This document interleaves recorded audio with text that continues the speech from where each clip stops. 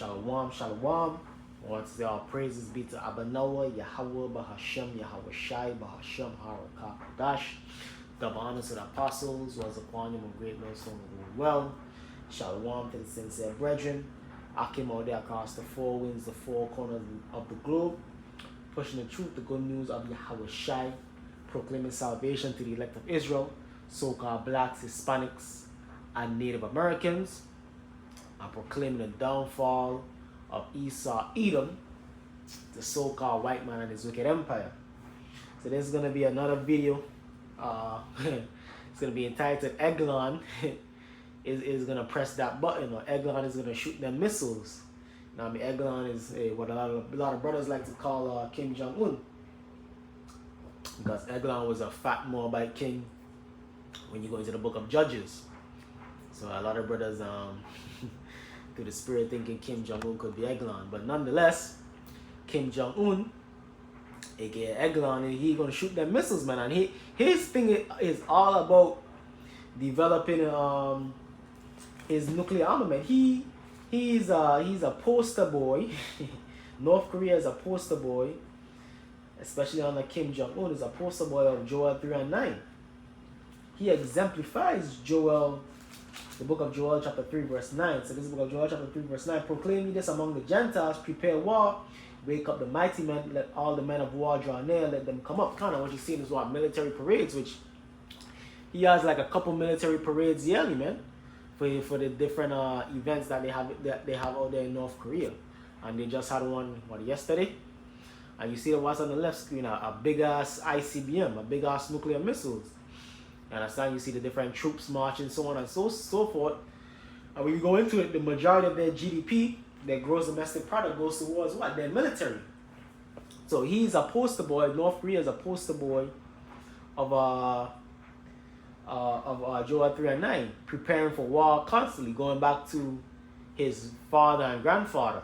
You understand? And he just brought it to a whole nother level, same way with his continuing the building of the military and the building of nuclear armaments, where they say now what? They have missiles that kind of strike anywhere in America, anywhere in the mainland United States. That's what they're saying, man. So they say unveils do intercontinental ballistic missiles. I mean, you see, they all about war out there, man. The whole nation, North Korea, is built upon the prospects of war, man. Are going to war against South Korea and America. South Korea is an American ally, and there's all type of troops stationed out there in South Korea. There's a big American base out there in South Korea. I think it's like 30,000 American troops stationed out there in South Korea. So that's gonna be a theater out there of World War III, definitely, man. The whole Korean Peninsula, which there was a Korean War going back to the 1950s, where his grandfather came to power, basically. Joel chapter 3 verse 9, proclaim ye this among the Gentiles, prepare war, wake up the mighty men, let all the men of war draw near, let them come up. So he preparing his nation for war, man. They have over a million man army, man. You understand? Goose stepping soldiers, man. Ready for the battle. And he been sending troops to Ukraine to help the Russians in Ukraine. So they're getting battle tested with the whole the Russian-Ukraine war, man. You understand? So they're getting battle tested for a ground battle, man. For that World War III battle, man. And those different battles that's gonna happen in World War III, man. More than likely, he's gonna be sending troops to the Middle East too, man. And they're gonna be battling in the Middle East and even on the Korean Peninsula, like I was saying, man. You understand? Because this World War III is gonna have different theaters, man. And you best believe that whole Korean Peninsula, even with the Pacific, South Pacific with China, the South China Sea, these are gonna be different theaters of the confrontation between America and these different nations, man, North Korea and China. So this is the book of Joel chapter 3 verse 10. Beat your plowshares into swords and your pruning hook into spears. Let the weak say I'm strong. So basically, forget about agriculture, man.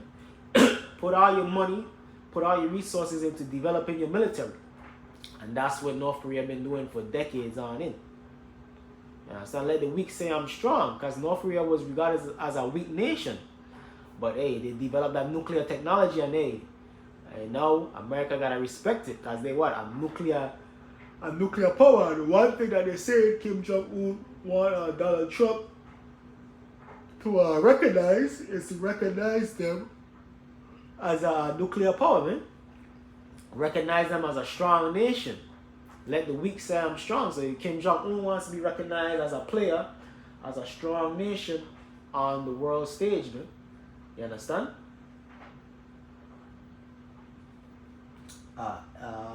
Joel chapter 3,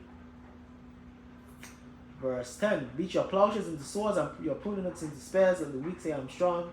Assemble yourselves and come all you heathen. Gather yourselves together round about. Thither cause thy mighty ones to come down, O Lord. Come. That's going in further in. But hey, nonetheless, the heathens are being awakened to the battle, man. Understand? And then them nuclear scientists is prepping them nuclear missiles, man. And one of his favorite things to do during his parades is to what? Show off his missiles. Show off them missiles that soon enough is going to be shot over the Pacific Ocean towards Babylon the Great, man.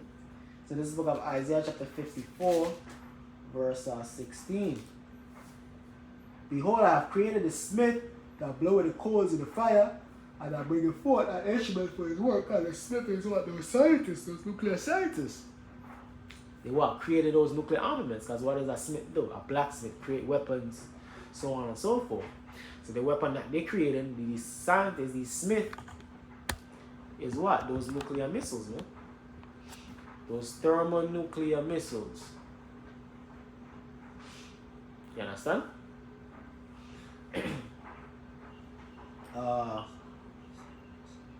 Isaiah chapter 54, verse 16. Behold, I have created a smith that bloweth the coals in the fire, and I bring forth an instrument for his work, and I have created a waster to destroy. The instrument for his work is what? Those nuclear missiles. And the waster, that's those missiles that's going to waste the land thereof. Waste Babylon the Great. Malachi 4:1 turned it into a desolate wilderness, man. Babylon is falling. Babylon is falling. Understand? And hey, like I mentioned, Russia, North Korea is one of those nations. When you go to Ezekiel 38, that's allied with Russia, man. Ezekiel chapter 38, verse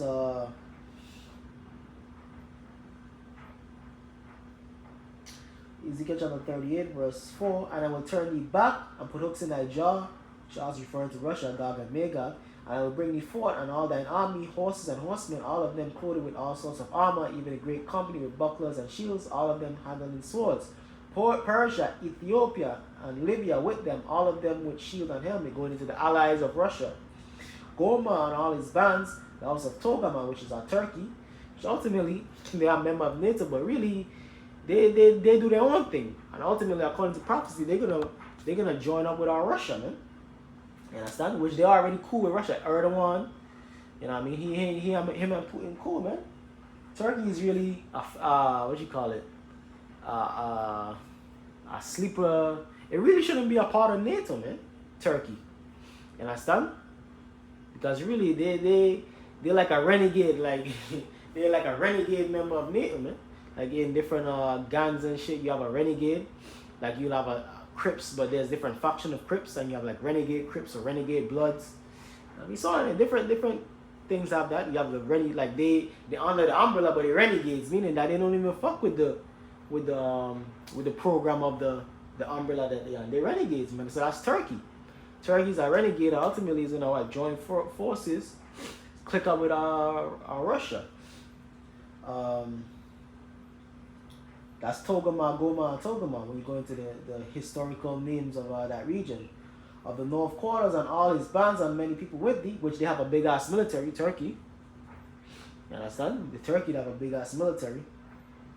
Be thou prepared and prepare for thyself all thy company that are assembled unto thee, and be thou a god unto them. So Russia is going to be a god unto all of these nations, including North Korea, which they recently signed a military pact, man. Pact. Meaning that, they promising military assistance, you know what I mean? Military alliance, basically. Going into what? Russia being a god onto these different nations, and these different nations, what? Clicking up with Russia. And then North Korea sent, I think it's like 100,000 troops to Ukraine, man. If I'm not mistaken, like a good amount of troops, man, to Ukraine to help the Russians in Ukraine. So you think the Russians gonna forget that? No. So it's I scratch my back, you scratch my back, man. No, sorry, I scratch your back, you scratch my back, type of thing, man. One hand wash the other one, man. And that's ultimately what is gonna come down to in these last days. Alliances, man. These different alliances: North Korea, Russia, China, against NATO and the EU, and America, man.